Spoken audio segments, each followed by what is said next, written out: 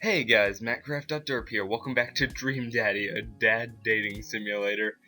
Why I'm still playing this, I don't know, but last time we met the final two dads, or technically, we didn't meet them, but we didn't meet Goth Dad, but we did meet English Teacher Dad, so, you know, I count that as a win. And now we're going to Joseph's Cookout, so... This song is growing on me. A lot. I guess we're not as early as we thought we were. Joseph's backyard is already packed with people, and the smell of hot dogs wafts through the air. Small children run through a sprinkler, and adults chat in small clusters. Oh god, we have children here. I set our veggie plate down on a table next to two other veggie plates. Huh. Oh goodness. Hey, there's Joseph. I wave to get his attention. The moment he sees us, he jogs over, arms open wide. Oh, of course he's a hugger. Welcome. I'm so glad you two are here. This voice does not fit me at all. And you brought veggies. Let me introduce you to my family. Kids, come on over here. This is Chris, my eldest. Hi. Or no, he's more like, I don't know. This is Christian and Christy. They're twins. They stare creepily and say nothing. Oh god, I think they're possessed by demons. Then, of course, there's our youngest, Krish.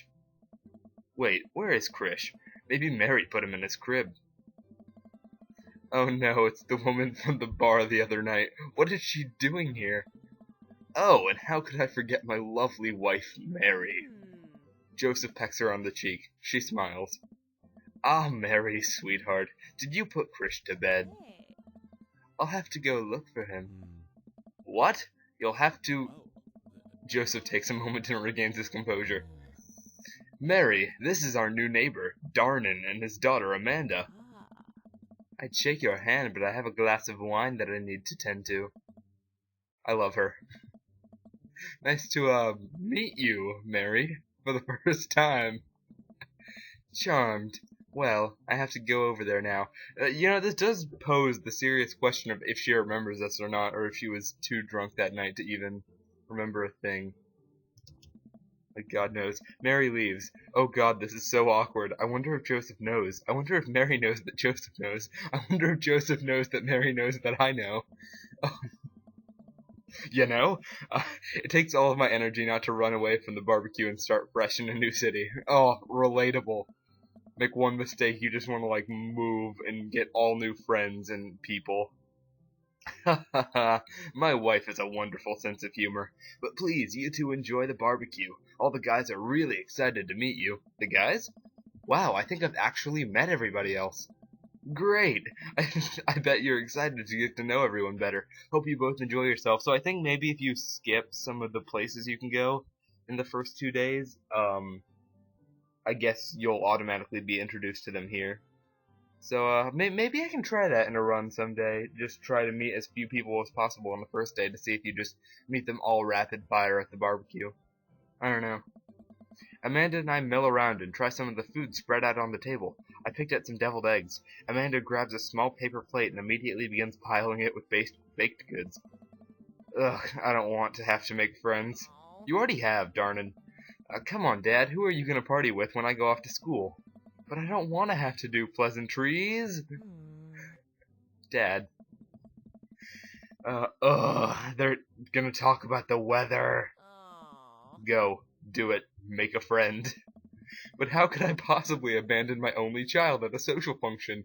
That's bad parenting. It really is. Maybe some parents need to learn about that.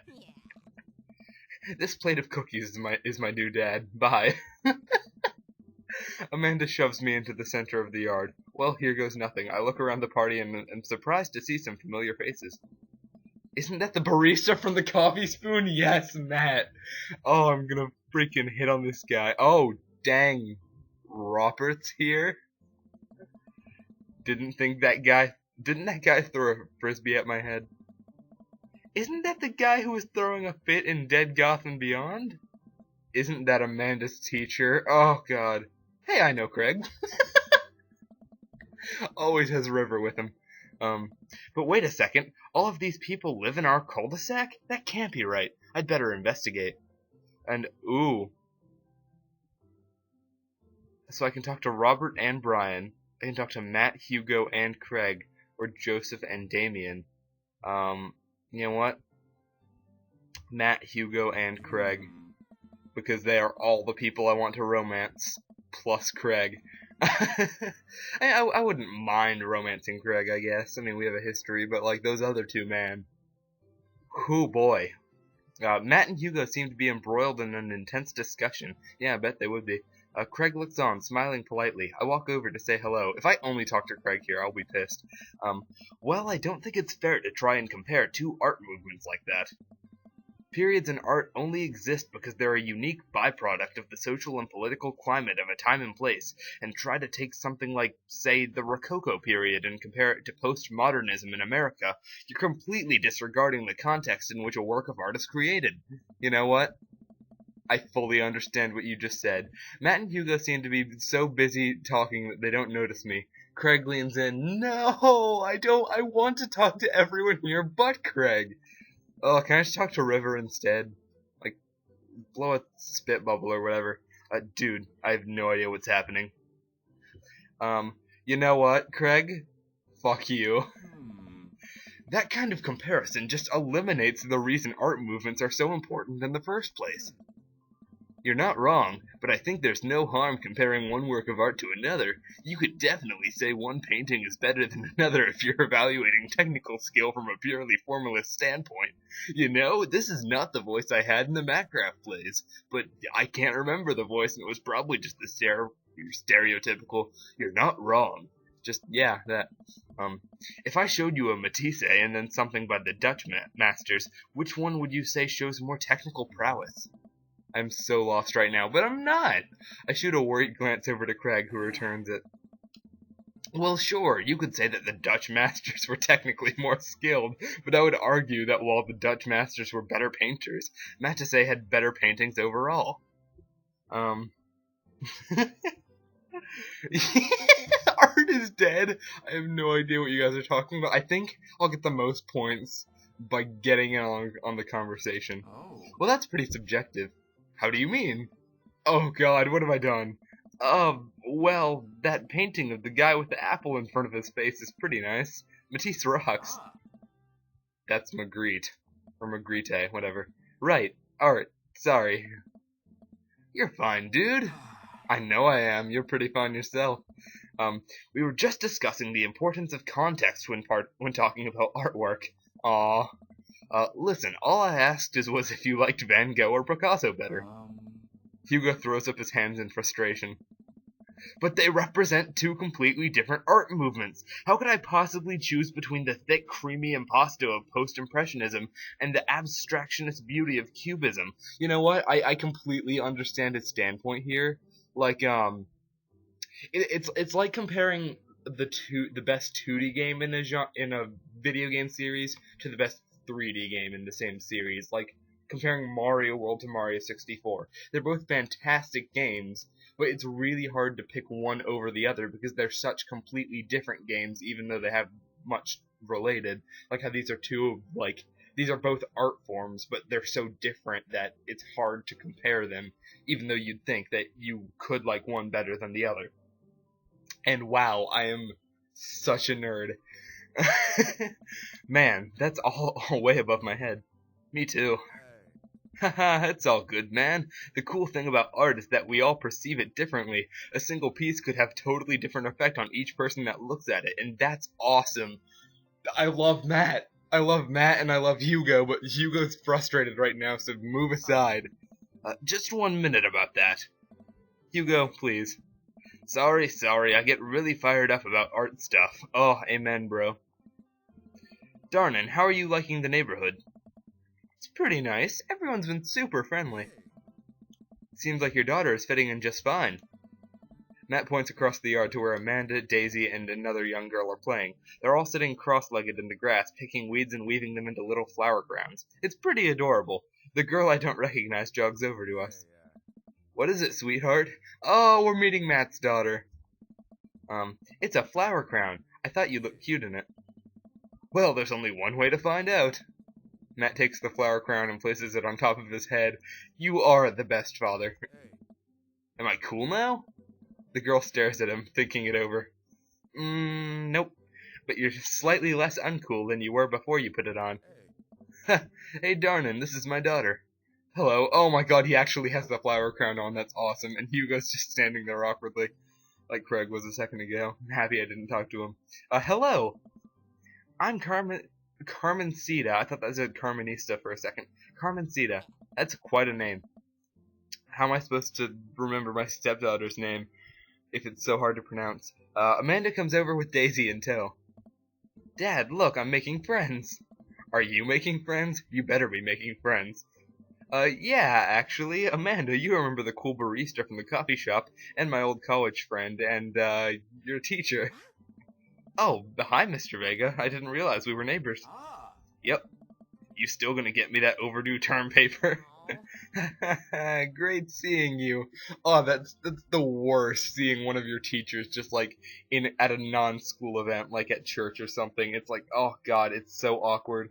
Especially, like, if you didn't turn in an assignment to theirs and you know that, like, tensions are kind of high. You're like, I can't make eye contact. I can't let my family speak to them. It's just the worst. Amanda finger guns her way out of the conversation like a champ. She learned the finger guns move from me. I'm very proud. She's definitely a charmer. Speaking of which, where did my son go? We're gonna meet Hugo's son. What the fuck did I just hear? Hugo looks around the party. He must finally spot him because his eyes go wide. Sweet Manchego. What? He's Sweet Manchego? What? And who's doing that voice? Ernest Hemingway Vega. Ernest Hemingway Vega. Hugo, you are the biggest nerd. Are you smoking? Ernest is holding a lit cigarette. It's pretty lit, right? Nope. I see Ernest across the way. He casually takes a long drag of his cigarette and then flicks it into a gutter. Unbelievable. Excuse me. Hugo marches over to Ernest, and I turn my attention to Matt and Craig. Oh man, I have to deal with a smoking kid if I romance Hugo. I'm not cool with that. Kids, right? Man, I do not envy Hugo. The last barbecue we had, Ernest tried to shove a sparkler down Joseph's pants, nearly burned down half the yard.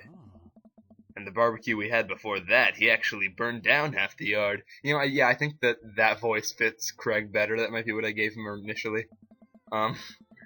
And then it spread onto my lawn and burned half of my yard, too. Hugo walks back over to us, practically dragging Ernest behind him. Oh my god, Ernest. You moody teenager, you. I thought Goth Kid was bad. Hey everybody, sorry about that. Darnan, this is my son, Ernest. Hello. Ernest looks away, sulking, his hands shoved deep in his pockets. I hate him. That might be my inclination to romance Matt instead of Hugo. Hugo nudges him impatiently. Hey. Nice to meet you, Ernest. What grade are you in? Doesn't matter. Ernest. Okay, I'm in 8th grade. Oh my god! God, are you happy now? I'm sure you were just dying to know. Oh, goodness, this 8th grader. Oh god, could he be more premature? Yeah, good for you. Can I go now? I'm tired of talking to old dudes who blame my generation for the failing economy. Kid, you had to make it political. Ouch. Ernest! Oh yeah, because I'm totally embarrassing you. Ernest puts earbuds in and storms off to stand in the corner. Well, that was certainly something. He seems nice. Hugo puts his head in his hands and sighs. I'm so sorry. He's having a really rough time. As much as I want to be the cool dad, I have to be the authoritarian dad, and he clearly resents me for it. I mean, I think as a dad and a teacher, that's about as authoritarian as you can get. Honestly, are any of us cool dads? Is it even possible to be a cool dad? What? I'm cool as a cucumber. See, that right there. You can't say that. Oh, my kids think I'm cool. But for how long, Craig? How long do we get to be the cool dads? I, don't know. I think we just have to accept the fact that as dads, we've become the machine we once raged against. Oh, rage against the machine. And accept our fate to unironically wear socks with sandals. Your kids may think you're cool now, but the moment they hit puberty, you're doomed. You know, it's weird. I feel like when I grow up, I'm gonna be the uncool dad of our generation. Like, I'm gonna be one of these uncool dads, which are like the modern day uncool dads. Meanwhile, like, all the other people my age are gonna be dads that are like, I don't know, I feel like they're gonna be different, but I'm just gonna be like this, I don't know. Does that make sense? It might hit sense. But yeah, the moment they hit puberty, you're doomed. Amanda's 18 and she still thinks I'm cool. I yell across the yard to my daughter, "Why would you do that, darnin'?" "Amanda, I'm cool, right?" Amanda just laughs. She keeps laughing. I see your point. As much as we all want it, I don't think it's as important to be a cool dad as it is to be a good dad. We can't all be friends with our kids. It just doesn't work. I mean, look at me and Ernest. Our job as parents is to make sure our kids turn out okay. And you have failed that miserably, Hugo. Yeah, you're right, but it'd be nice to have it both ways. Hearing these guys talk about this makes me think of my relationship with Amanda. We get along so well, but there might come a time when it won't be like that. Is college when that happens? Hugo's voice clips are so weird, and they almost sound like they're poorly recorded. I don't know. Don't let us eat up your time, darnin'. Go meet some of the other people around the neighborhood. I don't wanna.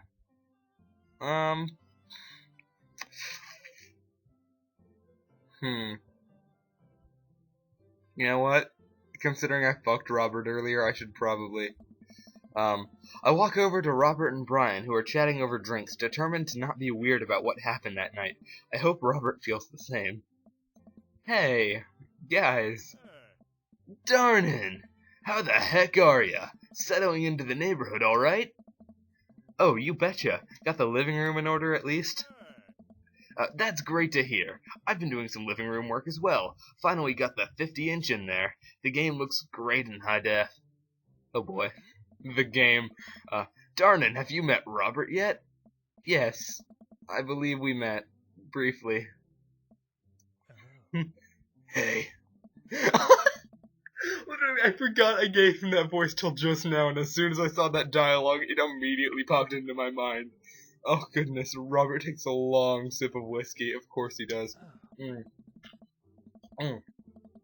Robert robotically extends a hand. I shake it as he stares unblinkingly into my eyes. Oh God, what does it mean? How's it going? It's good. Robert focuses on the whiskey he's holding. He takes a long sip. Great! Look at my friends becoming friends. Us dads gotta stick together, you know? Us dads? Robert has a kid? Oh, I didn't know you had kids. Robert continues to stare at me. Jesus, does this guy ever blink? He just did, thank you very much. Yep. Cool. That's cool. We stand in incredibly uncomfortable silence for several moments until... We gotta get off this haunted truck. Oh no, the ghost locked the doors. Daisy and Amanda run up to us, thank God. Quick, hit the emergency escape button. But trucks don't have emergency escape buttons. Then hit the brake, I guess, and then we'll get out of the truck. The imaginary truck. Anyway, we're safe from the ghosts, but how will we ever survive this Arctic tundra? Daisy, you might have to eat me. Are you prepared to do that? I'm prepared to do anything to survive. That's cold-blooded. I like that. Although I'm not sure I have the materials required to properly cook you. Wait a second. Are you guys playing Long Haul Ice Road Paranormal Ghost Truckers? Is this a common game in this universe? Yeah. Amanda and I love that show. It's a show. That's right. Was that what I was watching last night in the last episode?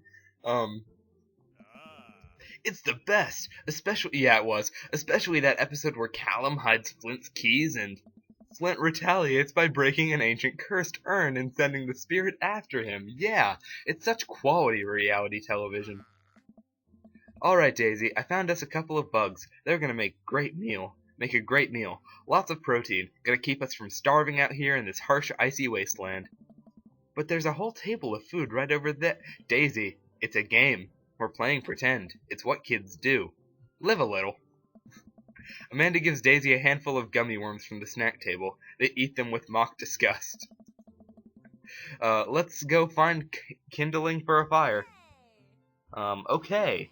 But not an actual fire. Robert walked away. Because we're playing pretend? Now you're getting it. Daisy and Amanda run off. What a cute couple of kids. Except, oh god, Amanda would be 8 years older than her? Yeah, just about, if not 7. I turned my attention back to the conversation, but wait, where did Robert go? I skimmed the party and finally find him in the corner talking to Mary. Does he not want to talk? Man, I've never seen her get along with anyone so quickly. Oh god.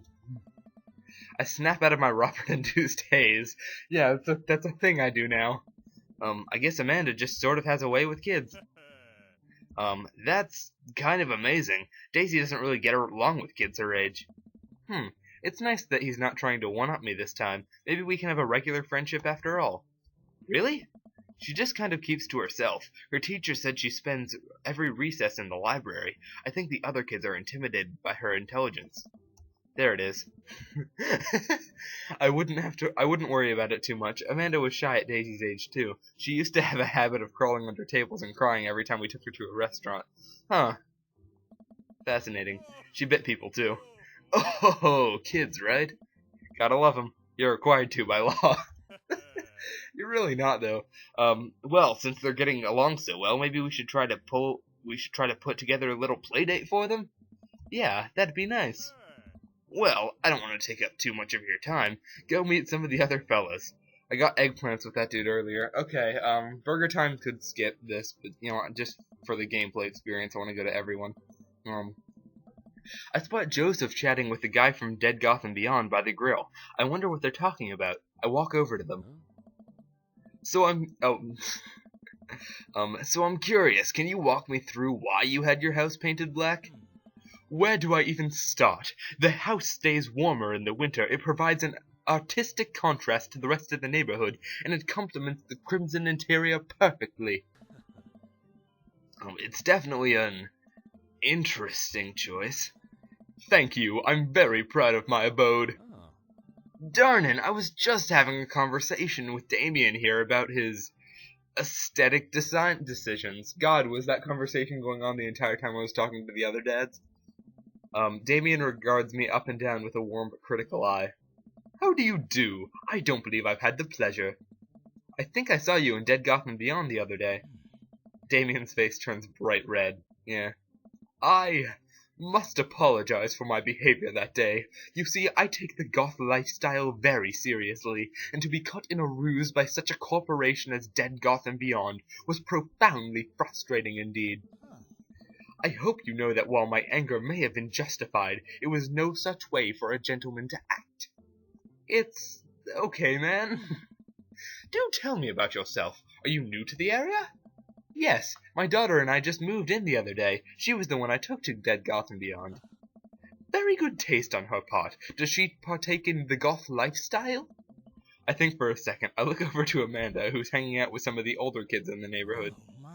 Hey, Amanda, would you consider yourself goth? Amanda yells back. I wouldn't necessarily try to fall under any one specific label, but I guess if I had to choose, I would more describe myself as twee hipster with some normcore leanings.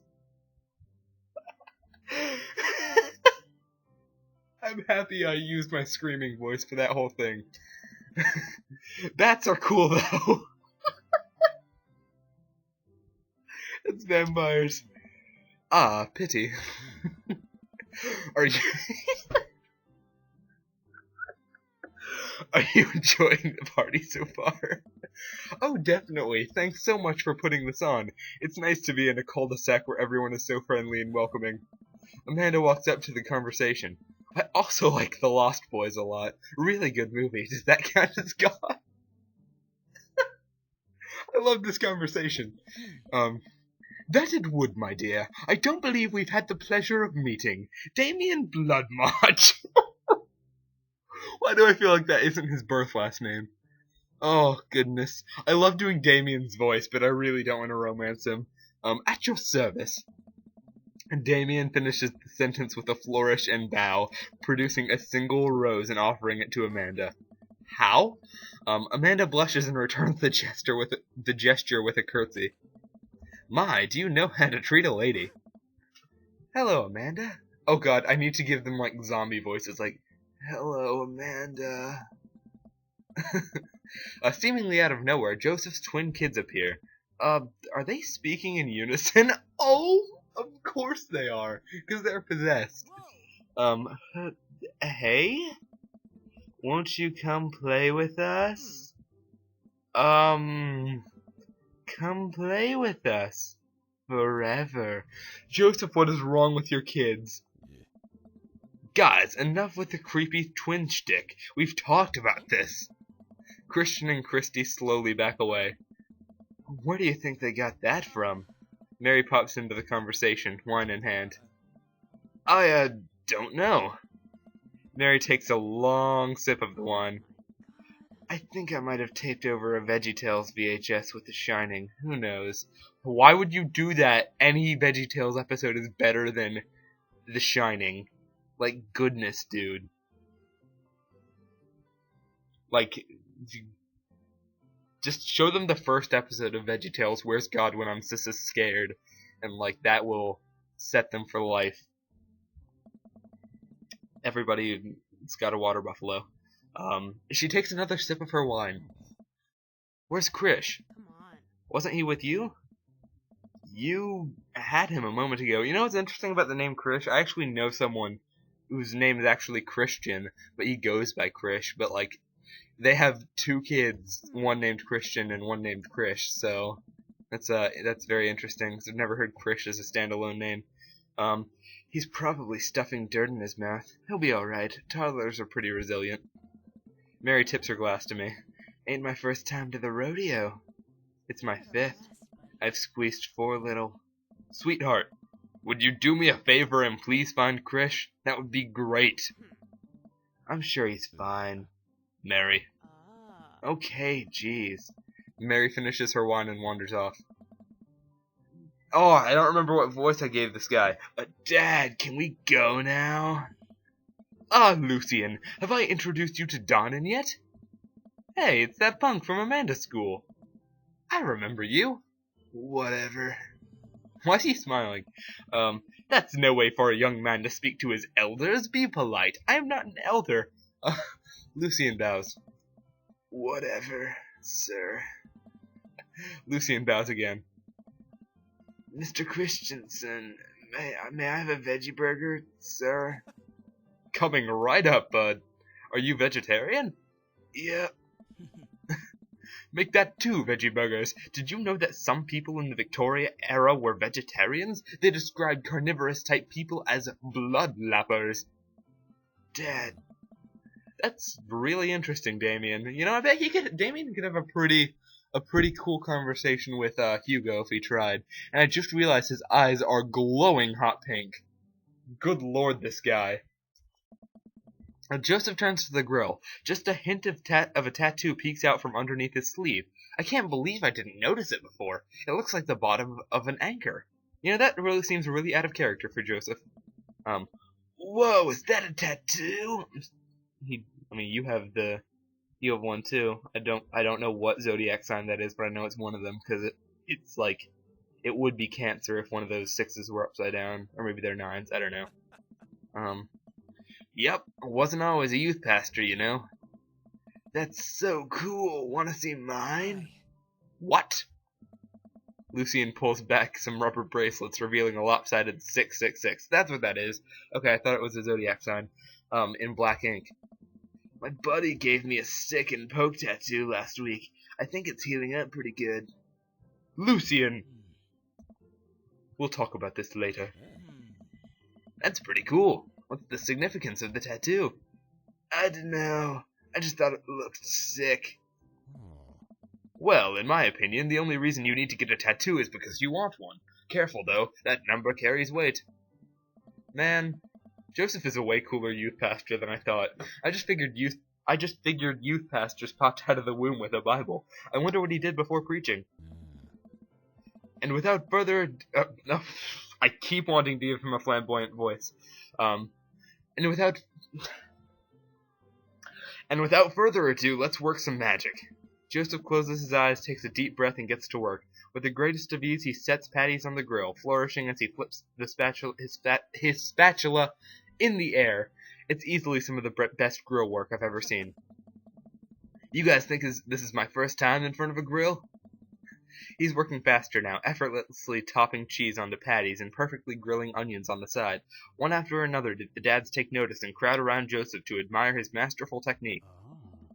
See, you'd think that, what's his face, Ginger Dad, would be the best at burger making. Brian, you probably did. What voice? Oh yeah, you probably didn't know this, darnin', but Joseph's known around here for his grillmanship. He's ungrill-leafable. I've tried to get on his level, but I just can't catch it. Craig. Let us keep studying. He has a rare quality about him. You know, I feel like Hugo should have said that because studying. That would have been a double pun. Do we keep talking about this? Can't we just appreciate the artist? I've never seen him make a mistake. Okay, we need to stop. This is getting too cheesy. I totally thought Hugo was about to ruin the joke, but then he saved it. Oh goodness. Please stop. That's so funny because literally every dad made a bad pun. That's awesome. All of the children at the party boo the glorious display of puns in unison. Alright, guys, the food's ready. Please form an orderly barbecue. Amanda groans. We all grab our food and hang out, enjoying perfectly cooked cheeseburgers. But veggie cheeseburgers. Cheese-veggie burgers. Man, it's so wild how all of us dads live in the same cul-de-sac. Kinda nice, isn't it? It feels like there's a real community here. Totally helps when you're just a single dad trying to raise a kid. We're happy to have you here, man. I think you're gonna like this neighborhood a lot. Plus, Amanda seems to be getting along with all the kids. If she decides to get into the babysitting game, she'll really make a killing. Hey, why don't you add us all on Dad Book? No! This game does not have a feature called Dad Book. I am not okay with that. Dad Book? Yeah, it's a great social network for dads to keep in touch with each other. We're all on it, so if you ever need to reach out to anyone, that's the simplest way to do it. Oh, I feel like after this day, when I sign up for Dad Book, that's when, like, the tutorial part of the game ends, like, the first 3 days, so I kind of wish I did days 2 and 3. I kind of wish I did days 2 and 3 in the Minecraft place as well, but that would have taken a really long time. That would have been a super long Minecraft place. Sorry, I'm just an old-fashioned dad. Social media goes over my head sometimes. Don't worry, Pops. I'll help you figure it out. The rest of the barbecue goes smoothly. We all trade stories and drink beer as our kids play on the lawn.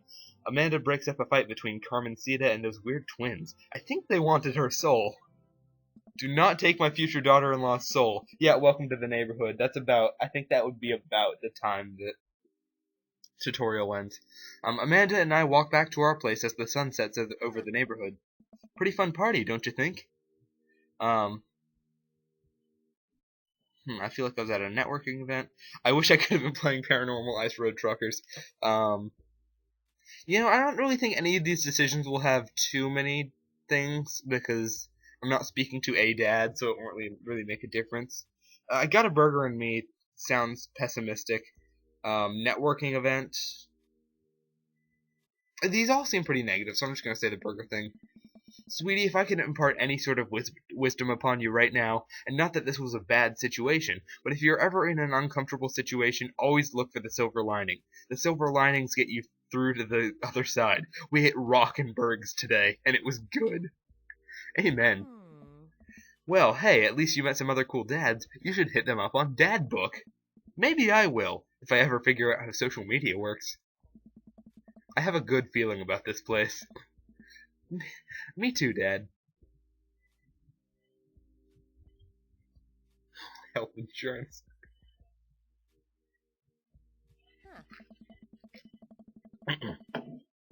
Amanda and I arrive at home with the remnants of our veggie plate. Seems like nobody was really into the cauliflower. I never returned Joseph's cookie plate to him. Maybe I should have. I think that may be like a situation day one where you can like romance him early, which I guess if I end up doing the second run of this game, that's probably what I'll end up doing just for the hell of it. Or try to get the one who I didn't get between Matt and Hugo. Any big plans for this evening? And I'll also try not to fuck Bad Dad Robert on the first day. Actually, yeah, I'm going out with some friends. Oh, is that okay? Of course, just keep me posted and be home before midnight. You got it. And be careful. I will. Make good choices. Of course. And call me if you need anything. Dad, you're not going to do the thing where you wait silently for me to come home in the living room with all the lights off, are you? What? No, I've never done that, and I will never do that. Okay, do you have plans tonight? I'm gonna have to pick another one. Oh no, my plans were kinda to eat ice cream and watch TV with Amanda, but I figure I can't do that, whatever I said. I'm gonna, work on some stuff, see how long I can sleep for, throw a party. Let's see where this option takes me. A real rager. All the other dads in the neighborhood are invited. I'll see if I can get you a spot on the list, but honestly, it's looking tight, and you may just have to wait in line. I know the guy at the door. I'll get in, no problem. I'm just relaxing tonight. Have fun, okay? Great. See you later. I watch Amanda drive off into the night. I really do hope she has fun. I plop down in front of the TV and turn on some Wine and Dine Mastermind with celebrity chef Gavin Chapman. Looks like Gavin's making a roasted rack of lamb with rosemary mashed potatoes. I'd love to be able to cook like that, although I think if I was actually good at cooking, I'd use my powers for evil, just like making baked Alaskas all day instead of any food of real nutritional substance. Man, Gavin Chapman just caught that thing on fire, but he meant to do it. What a professional. I lose track of time as I blaze through several episodes of Wine and Dine Mastermind and also one episode of some cooking show called Meat Hell. I'm not even sure what that one was about. It was just a lot of yelling. I glance at my watch. Man, it's almost midnight. I should check in with Amanda. I send a text. Hey kiddo, you good? I wander into the kitchen as I wait for a reply. Amanda's phone is almost always in her hand, so I'm sure she'll respond soon. Unless she's driving home by now, in which case I hope she doesn't respond soon, because I definitely taught her better than to text and drive. I reach into the freezer and grab an ice cream sandwich. It's a little late for this, but I think I earned it after a long day of socializing. Darnin' you and me both. I check my watch again, and then my phone. Nothing yet.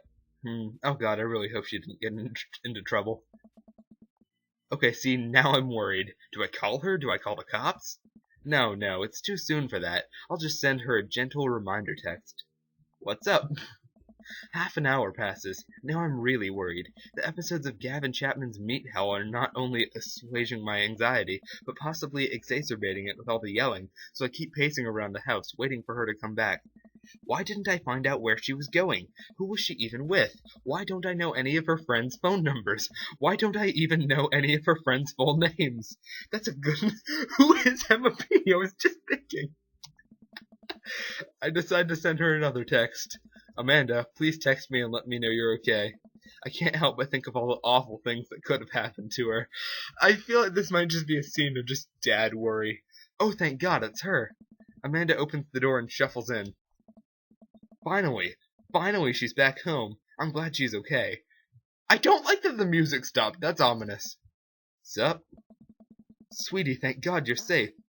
Ugh, yep.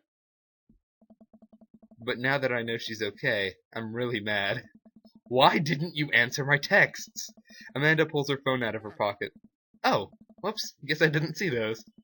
She starts to walk to her room. Amanda Ann. Whoa, we're pulling out the middle name now. I feel like we've done this at least 2 other times in the game. Amanda, you came home an hour and a half after your curfew and you didn't respond to any of my texts. You really freaked me out. I was about to call the cops.